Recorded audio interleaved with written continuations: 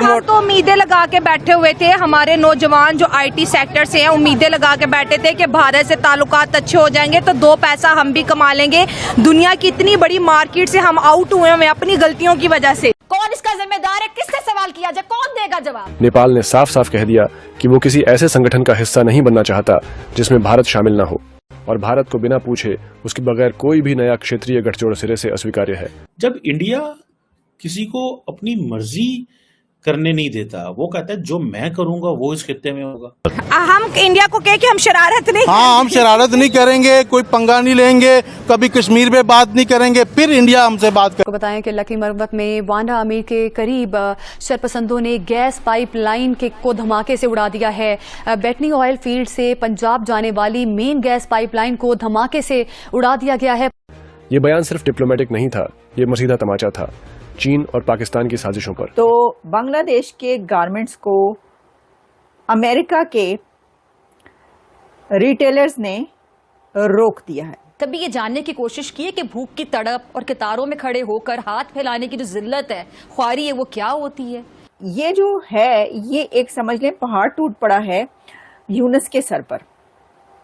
क्योंकि आप ये क्यों हुआ? ये इसलिए हुआ कि प्रेसिडेंट ट्रंप की तरफ से 35% टैरिफ लागू कर दिए गए हैं ढाका पर। यकीनन उनको ये सब कुछ याद नहीं रहा होगा, उनको ये भी नहीं याद रहा होगा कि बलूचिस्तान में किस तरह से डॉक्टर मारंग बलूच और दूसरे लोग जो है वो प्रोटेस्ट कर रहे हैं। और इंडिया ने इतनी मोनोपोली स्टैब्लिश कर ली कि इंडिया कहते हैं कि हमें आपकी परवाह ही नहीं है। यार आप कौन है? हम आपकी वो जिसे कहते हैं ना, आप हैं कौन? हम आपके साथ काम ही नहीं करना चाहते।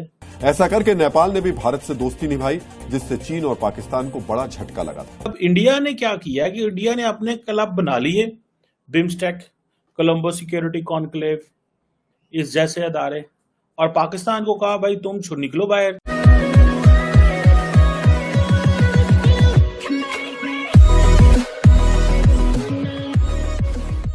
नमस्कार दोस्तों, अब यहाँ पर बात हो रही है कि सिचुएशन ये हो रही है कि भाई पाकिस्तान के अंदर जो ये आए दिन बम धमाके होते हैं। अब बात ये हो गई यहाँ पर कि भाई एक ऑयल पाइपलाइन थी, उसको उड़ा दिया गया।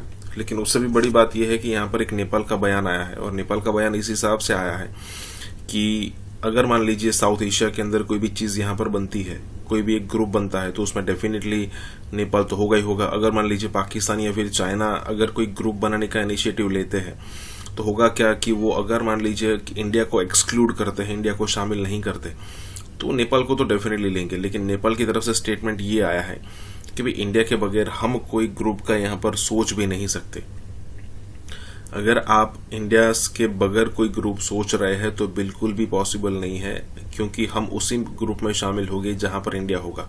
अब देखिए, कुछ समय के लिए ऐसा था कि श्रीलंका हो, नेपाल हो, ये सारे कंट्रीज चाइना की तरफ झुक रहे थे, लेकिन सबको रियलिटी पता चल गई और आज बात यह है कि भाई ये सारे के सारे इंडिया के फेवर में वापिस आ चुके हैं।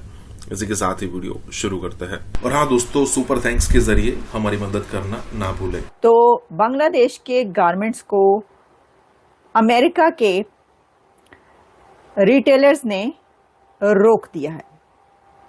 तो बांग्लादेश के गारमेंट्स जो कि अमेरिका बड़ी तादाद में पहुंचते थे, और जब आप किसी अमेरिकन स्टोर पर यहाँ पर जाते हैं कपड़ा खरीदने के लिए, रेडीमेड गारमेंट्स खरीदने के लिए, तो वहां पर आपको 2-3 कंट्रीज जो कि नजर आते हैं उसका टैग कपड़ों पर, उसमें 3 कंट्रीज, 3 से 4 कंट्रीज बड़े आपको नजर आते हैं।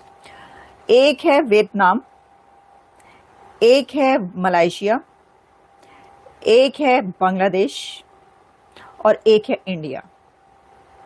ये 4 कंट्रीज वो हैं कि जब आप किसी भी स्टोर पर जाएंगे रेडीमेड गारमेंट्स खरीदने के लिए, तो आप टैग देखते हैं तो उस पर अक्सर कपड़े ऐसे होते हैं जिनके ऊपर ये टैग लगे होते हैं। तो देखिए जी, thank you very much, hello कह रहे हैं, hello to you, hello to all. तो ये जो है, ये एक समझ लें पहाड़ टूट पड़ा है यूनुस के सर पर। क्योंकि आप ये क्यों हुआ? ये इसलिए हुआ कि प्रेसिडेंट ट्रंप की तरफ से 35% टैरिफ लागू कर दिए गए हैं। अब इंडिया ने क्या किया कि इंडिया ने अपने क्लब बना लिए, बिम्स्टेक, कोलंबो सिक्योरिटी कॉन्क्लेव, इस जैसे अदारे, और पाकिस्तान को कहा भाई तुम छुड़ निकलो बाहर, हम यहाँ पे अपनी इजारादारी इस खित्ते में बनाएंगे। पाकिस्तान को कहा तुम इस खित्ते से बाहर निकलो, हम अपनी इजारादारी बनाएंगे और तुम्हारा यहाँ पे कुछ लेना देना नहीं है, अब हम तुम्हें नहीं पूछेंगे और तुम्हें हम अकेला कर देंगे। अब सुनने में मुझे ये पता चला है कि इंडिया को इनवाइट किया जाएगा, ठीक है जी। और इंडिया के क्योंकि व्यूज हमेशा डाइवर्जेंट रहते हैं, अब दो इंडिया की hostile neighbours, hostile relations Pakistan और चाइना के साथ हैं, और अगर पाकिस्तान और चाइना दोनों इसको वो बुलाते हैं तो वो कहेगा जी मैं तो नहीं आता। और इंडिया ने इतनी मोनोपोली स्टैब्लिश कर ली कि इंडिया कहते हैं कि हमें आपकी परवाह ही नहीं है यार, आप कौन है, हम आपकी वो जिसे कहते हैं ना, आप हैं कौन, हम आपके साथ काम ही नहीं करना चाहते। सार्क के वो सारे के सारे सार्क बेसिकली इंडिया ने हाईजैक कर लिया। उन्होंने कहा जी हम पाकिस्तान का, उन्होंने 2016 में बायकॉट कर दिया, 1 साल 2 साल, और उस वक्त हसीना वाजिद थी और वो जारी बात है अब हसीना वाजिद कमजोर हो गई हैं, बाहर चली गई हैं, उनके आने के कोई चांस नहीं है और things are not going to be the way they are being expected. 1 साल होने को है, जो केयरटेकर सेटअप वहां लॉन्च है उसको पता है कि हमने क्या करना है और क्या नहीं करना। पाकिस्तान और चाइना जो है वो समझते हैं कि ये काफी महीनों से डिस्कस कर रहे हैं और इस सिलसिले में ये पाकिस्तान और चाइना शायद कोई 10 मेंबर कोई सिक्योरिटी अलायंस या कुछ इस तरह की हम 7 मेंबर 8 मेंबर बनाएंगे। इस खित्ते में रशिया नहीं होगा।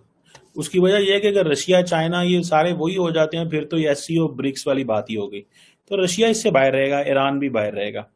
तो Pakistan, Bangladesh, Iran, China initially, and then साथ में अफगानिस्तान को अटैच करेंगे, फिर बाद में मालदीव, श्रीलंका, वो सार्क वाली फॉर्मेशन जो है वो होगी। और अब इंडिया को इस चीज को फैसला करना है कि उसने क्या करना है, ठीक है ना जी। और इसमें अगर आप देखें कि जो इंडियंस ने तो बहुत देर से कहना शुरू कर दिया। आपको याद होगा हैप्पीमोन जैकब ने कहा था the end of south Asia, जो अपना उनका जर्नल है फॉरेन अफेयर्स में, उसने कहा था, ठीक है जी। और सही उसने कहा था, क्योंकि इंडिया ने ये फैसला कर लिया कि हमने पाकिस्तान को खत्म कर देना है, एलिमिनेट कर देना, अकेले कर देना, ठीक है जी। अब इंडिया को चाहिए था कि आप अगर एक ऐसा रीजनल स्ट्रक्चर बनाना चाहते हैं, वो स्ट्रक्चर जिसमें आप अपनी इंडिया को एज ए डोमिनेंट प्लेयर रखना चाहते हैं, इंडिया को डोमिनेंट प्लेयर रखना चाहते हैं, तो वो कैसे मुमकिन है।